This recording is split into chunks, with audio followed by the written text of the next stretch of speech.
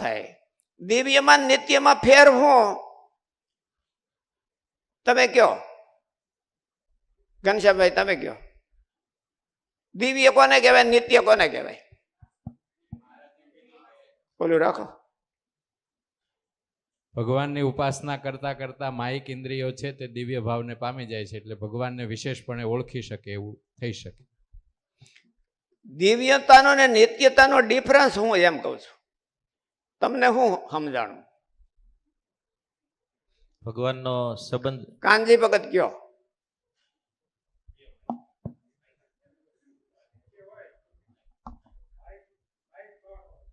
દિવ્ય હોય તો એ ક્યારેય નાશ પામતું નથી, દિવ્યતા જ રહે છે, પણ માઇક ભાવ ન હોય એમાં. નિત્ય હોય તો નિત્ય હોય તો એ માઇક હોઈ શકાય એમ કદાચ. તો બેમાં ડિફરન્સ શું આવ્યો? ખ્યાલ ન આવ્યો. ભાઈ ડોક્ટર સાહેબ કયો, બધા ડોક્ટરો તમે એનાલિસિસ કરો થેટોસ્કોપ મૂકીને કયો. દિવ્ય છે એને ભગવાનનો સંબંધ છે, અને નિત્ય છે એ દાખલા કે અસ્વસ્થતામાં ચિરંજીવી છે તો નિત્ય છે, પણ એને ભગવાનનો સંબંધ હોય પણ ખરો અને ન પણ હોય. કાયમી છે પણ દિવ્ય ન હોય. નિત્ય એટલે એનો કાળ નાશ ન કરી શકે, અને દિવ્ય એટલે ભગવાનનો સંબંધ. આપણો જીવ છે એ નિત્ય છે, એ દિવ્ય નથી, અને દિવ્ય કરવો પડે. જો આપણે ભગવાનનો સંબંધ કરીએ તો આપણો જીવ દિવ્ય હોતે થઈ જાય, નિત્ય હોતે થઈ જાય. એટલે નિત્ય હોય એને કાળ નાશ ન કરી શકે. એટલે અહીંયા પ્રશ્ન એ છે કે મહારાજે એવું નથી કીધું, શંકા એવી ન કરી કે તમે વૃંદાવનને ને કાશીને દિવ્ય કેમ કહો છો, એમ ન કીધું. પ્રશ્ન શું કર્યો છે, તમે એને નિત્ય કેવી રીતે કહો છો? એમ દિવ્ય કહેતા હોય તો અમે બહુ વાંધો નહીં લઈએ, કારણ કે એમ માનીએ છીએ કે વૃંદાવનમાં ભગવાનનો સંબંધ છે તો દિવ્ય હોઈ શકે. પણ એને તમે નિત્ય, દિવ્યને નિત્ય ઠઠ્ઠાડી બેઠાડ્યું છે તો એ અમને ફીટ બેહતું નથી. એ નિત્યનું તો નક્કી કોણ કરે? શાસ્ત્ર નક્કી કરે, અને 4 પ્રકારના પ્રલય નક્કી કરે. 4 પ્રકારના પ્રલયમાંથી હોહરવું નીકળી જાય ને એને કાંઈ ખંડિત ન કરતું હોય તો નિત્ય કહેવાય. અને ઘણી વખત નિત્ય હોય પણ દિવ્ય ન હોય, તો મહત્વનું કયું? આપણે નિત્ય થવા પ્રયત્ન કરવો કે દિવ્ય થવા પ્રયત્ન કરવો? નિત્ય ન થતો કાંઈ નહીં, પણ દિવ્ય થવાનું. ભગવાનનો સંબંધ જો થઈ જાય તો એ દિવ્ય થઈ જાય. પછી માયિક હોય તોય દિવ્ય થઈ જાય. એ માયિક હોય તો ભલે ને કાળ એનો નાશ કરી નાખે તો કરવા દો, પણ એ ભગવાન પાસે જાય તો એ દિવ્ય થઈ ગયો કહેવાય.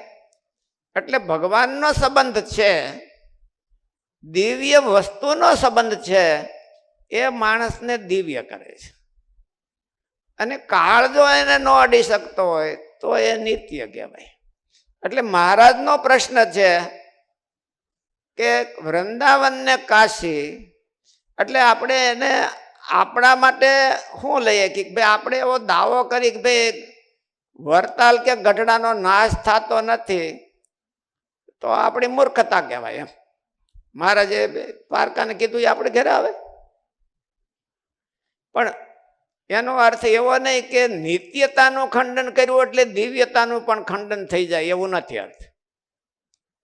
નિત્યતાનું ખંડન કર્યું છે, દિવ્યતાનું ખંડન નથી કર્યું. એટલે મહારાજ, આપણે મહારાજના જન્મસ્થાન કે એ બધા હોય એને દિવ્ય કહેવામાં કઈ વાંધો નહીં. અને દિવ્ય એમ કે કરવા પર દિવ્યતા કરવા માટે, દિવ્યતા પ્રાપ્ત કરવા માટે એને ભગવાનનો સંબંધ જ કરવાની જરૂર હોય છે. કે મહાપુરુષો જે દિવ્ય થઈ ગયા એનો સંબંધ થાય તો પણ દિવ્ય થઈ જાય. એટલે દિવ્ય થવું છે એ હેલું છે, અને નિત્ય થવું એટલું બધું ગમે એટલા વળ ખાઈ તો થાય નહીં. આપણે વળ ખાઈ કઈ દિવ્ય નિત્ય થોડા. ભગવાનના સંબંધને કોઈ કર્મ છે એ બ્રેક કરી શકે નહીં. ભગવાનનો સંબંધ છે. એ જન્મા છે એ તો એમાં કઈ થોડું ના કહેવાય. અને એ ભૂમિમાં જન્મા એટલે એને ના નથી કહેવાતું. એટલે ઘણી વખત આ તીર્થ સ્થાનોની ગંદકી જોઈને આપણને નાસ્તિકતા આવી જાય તો એ હોતે ખોટું. અને ક્યારેક ક્યારેક તીર્થ સ્થાનોને આપણે નિત્ય માની લઈએ તો હોતે ખોટું. એટલે આપણે એ માન્યતાને વેરીફાઈ બરાબર હરખી પ્યોરિફાઈ કરવી પડે, એને મોડરેટ કરવી પડે કે નિત્ય શું કહેવાય અને દિવ્ય શું કહેવાય, અને નિત્ય ક્યાં સુધી કહેવાય અને દિવ્ય ક્યાં સુધી કહેવાય. કદાચ ને અત્યારના તીર્થો, આ તો આપણી માન્યતા છે હો, અત્યારના તીર્થો છે એ તીર્થો ભલે ગંદકી વાળા હશે, ગંદકી વાળા અને અવ્યવસ્થિત પણ હોય. અત્યારે આ તો ઠીક છે, આ સંતોએ ગોમતીનું ઓલું પ્યોરિફિકેશન કર્યું બધું, અને અત્યારે આપણે નાહી શકીએ છીએ. નહીં તો ઘણી વખત આપણે આવતા તો ગોમતીમાં આપણે નાહી ન શકીએ એવું પાણી રહેતું હતું પેલા, અને ઓલું થતું. પણ એનાથી મહારાજના જે સંસ્કારો છે એ થોડા વયા જવાના, મહારાજનો જે સંબંધ છે એ થોડો વયો જવાનો.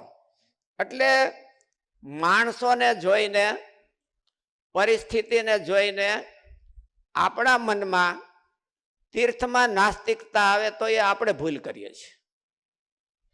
એ ભૂલ આપણી છે કે ભાઈ તીર્થ તો એને જે મહારાજનો સંબંધ છે ને ભગવાનનો કે દિવ્ય પુરુષોનો દિવ્ય તત્વનો સંબંધ છે એ કાંઈ એને બોલો થઈ ન જાય. અને બીજી ભૂલ આપણે એ જ કરીએ કે મને એકદમ સરસ વ્યવસ્થિત હાલતું હોય તો કે આ જ અક્ષરધામ, આ જ અક્ષરધામ, એને કોઈ નાશ ન કરી શકે. આમાં એવું કીધું કાશી વૃંદાવનનો નાશ ન કરી શકે, તો આને કોઈ નાશ ન કરી શકે. તો એ ભૂલ છે, એનો નાશ તો થાય. આપણે તો એટલું જ સમજી લેવાનું છે નાશ થઈને એની પહેલા આપણે લાભ લઈ લેવાનો. એ નાશ થઈ જાય એની પહેલા આપણે એનો જે બેનિફિટ લેવાનો હોય આપણા જીવને એટલો લાભ લઈ લેવો, એવો આપણો એમ કે શાસ્ત્રકારોનો અભિપ્રાય છે.